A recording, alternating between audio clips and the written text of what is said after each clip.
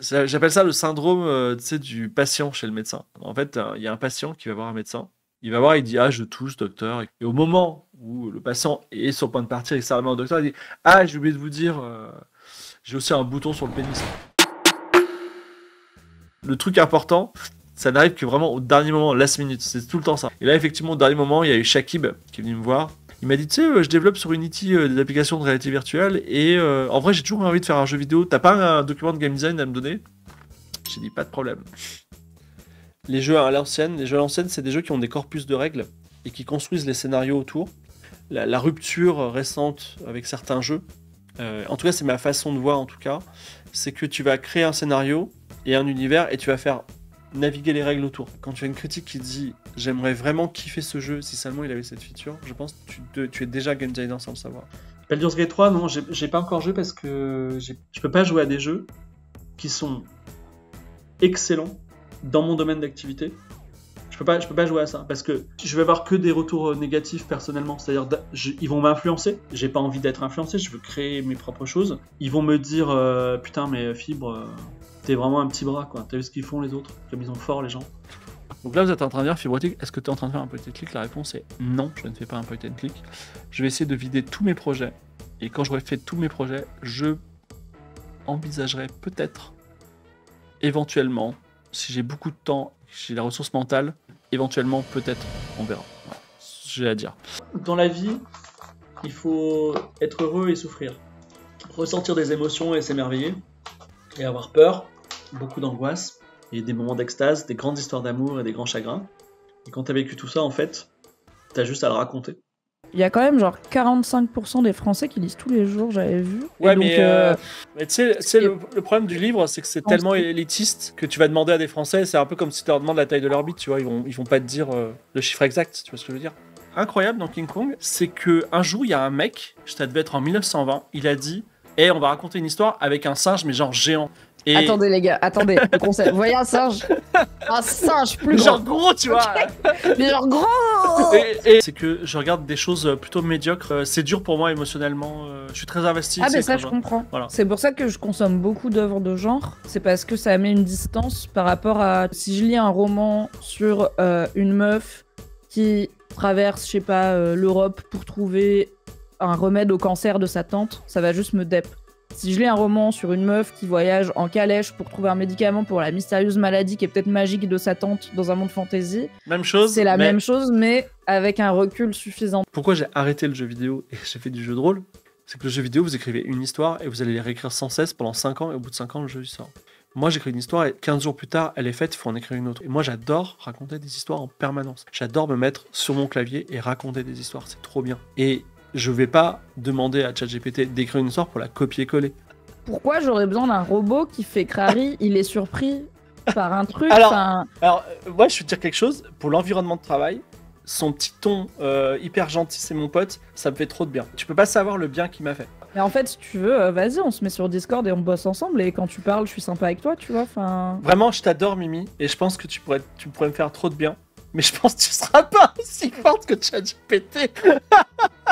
Ouais, mais je suis vraie. Tu sais, quand j'ai commencé à te fréquenter et à fréquenter des gens qui faisaient des IA, il y avait cette espèce de vertige cosmique de gens qui disaient on se pose plus la question de savoir si les IA sont intelligentes, mais on se pose la question de savoir si les humains sont pas des tableaux de nombres, comme des IA. Parce que je me dis que plus on prouve que l'intelligence artificielle n'est pas une intelligence libre arbitre qui raisonne, etc., plus on est en train de démontrer que notre propre intelligence l'est pas non plus. Moi, ce que j'aime beaucoup en tant que maître de jeu, c'est que je leur tends des pièges et ils tombent dedans, quoi.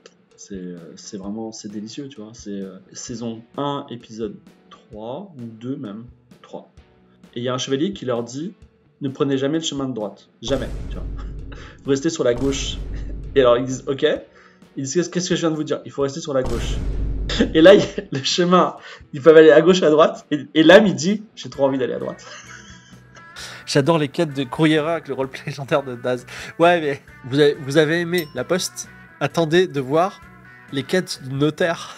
J'aime la France, j'aime le patrimoine français. C'est pour ça que je mets tant de bouffe et tant d'histoires d'infidélité dans Game of Thrones, c'est que c'est le patrimoine français. Nous, en France, on aime les facteurs qui sont sur leur petit vélo, qui distribuent le coup. On aime les notaires.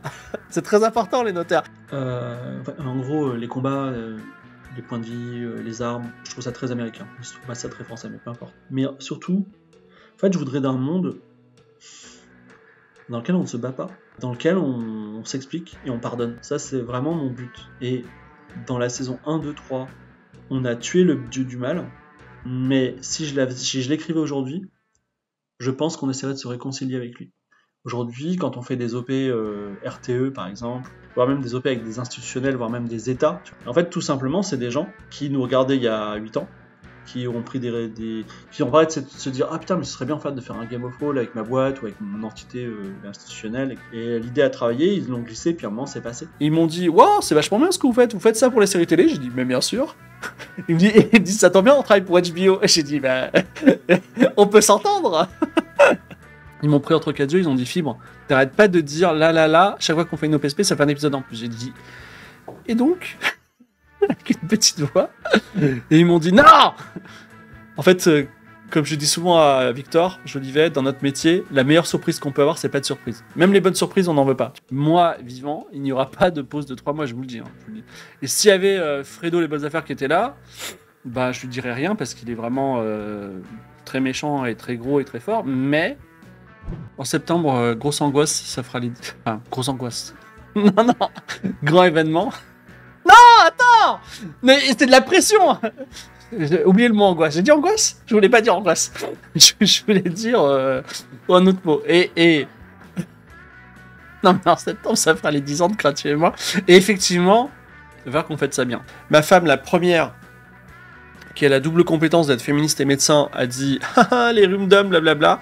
Et elle a trempé mon rhume, et ça fait 2 jours qu'elle est au lit, elle est KO. Et donc c'est pour ça que nous allons pouvoir discuter entre nous, sans les gens qui vont nous enquiquiner habituellement. Je suis désormais flexitarien.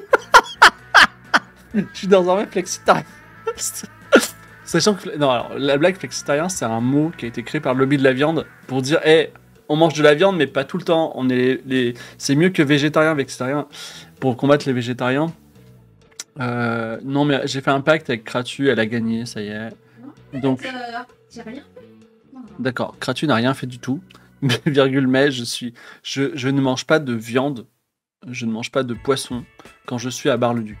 Non, mais moi je peux pas manger de saucisses.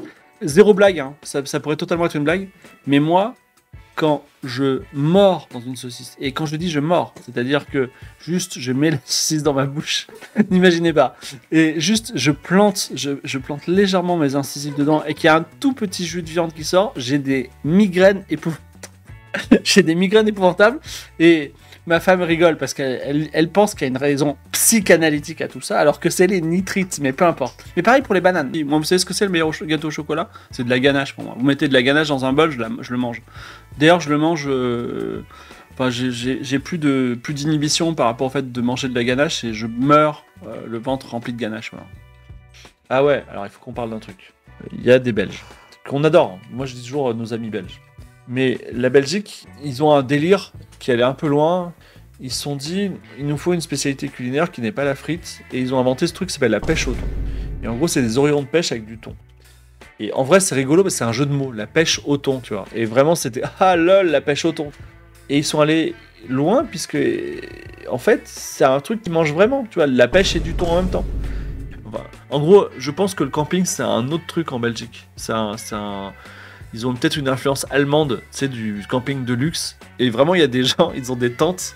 Vraiment, il y a une tente, celle de Gigeko, c'est un palais, quoi. Il y a une sorte de, tu sais, d'allée. Il y a presque un tapis rouge qui s'ouvre sur la tente, voilà, qui se déploie depuis la voiture, avec des mini barbecues. On est loin de la D4. Cette année, ça se passait à Bure-les-Templiers. Et pour assurer le fait que les gens soient transportés, également, on affrète un bus qui part de Paris. Et en fait, c'est à 1h15 de Bar-le-Duc. Et donc moi, en fait, j'ai occulté ça. C'est-à-dire, j'ai pris le train, je suis allé à Paris. J'ai passé une nuit à Paris parce que ça partait genre à 7h du mat. Je me suis réveillé hyper tôt avec tout mon barda et tout. Tout ça pour aller en bas de chez moi, tu vois. Là, le rendez-vous du bus, c'était 7h40. Rendez-vous à 7h40 devant le bus. Et tout de suite, il y a des gens qui ont essayé de rétro-ingénierie le bus. C'est-à-dire, ils disent, ok, s'il dit 7h40, ça veut dire que, en fait, en comptant les retardataires, le bus va partir à 8h. Donc, si le bus est prévu partir à 8h, en vrai, je peux arriver à 8h05. Du coup, ils partent à 8h05 de chez eux. Et là, j'étais à la boulangerie et il y a une vieille dame qui me dit, qui est juste derrière moi, elle connaît la boulangère, elle dit, oh là là, j'ai des soucis, etc. Et je lui ai dit, madame, vous m'avez rencontré, vous connaissez pas mon nom, mais sachez que je porte bonheur et votre journée elle va très bien se passer. Elle était ultra contente et je me suis dit j'ai fait une bonne action et je pense que ça va me porter bonheur à moi toute la journée. La grosse hype c'est les trous noirs. Ah, on va diverger. Ah bon, il y a une hype de trous noirs en ce moment? Ouais, faut qu'on en parle. Non, mais vas-y. En gros, la science à chaque fois elle progresse quand on a un phénomène que personne n'explique, tu sais. Les scientifiques, ils adorent quand il y a un truc pété. Chaque fois que chaque fois que je rencontre quelqu'un qui travaille sur les températures, je lui pose toujours la question, est-ce qu'il y a une température maximum? Et selon moi, la réponse c'est on sait pas trop. Mais selon moi, il y a une température maximum et je te le démontre tout de suite et tu vas dire, mes fibres, tu as tellement raison, je te donne tout de suite le prix Nobel. C'est que en fait, la température étant liée à l'agitation des particules dans un endroit, cette agitation correspond à un mouvement, donc une vitesse. Cette vitesse ne peut pas être supérieure à la vitesse de la lumière. Donc une température maximum que je ne peux pas prédire existe forcément. Il y a forcément un palier maximum. Je ne sais pas de combien il est. Voilà.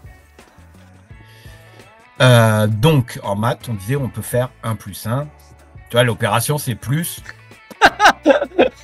Ça c'est le même on va chercher le nom le plus gros possible. Donc on commence par 1 plus 1 égale 2. Et là tout le monde va dire oui. Et là la deuxième ligne vous allez rien comprendre.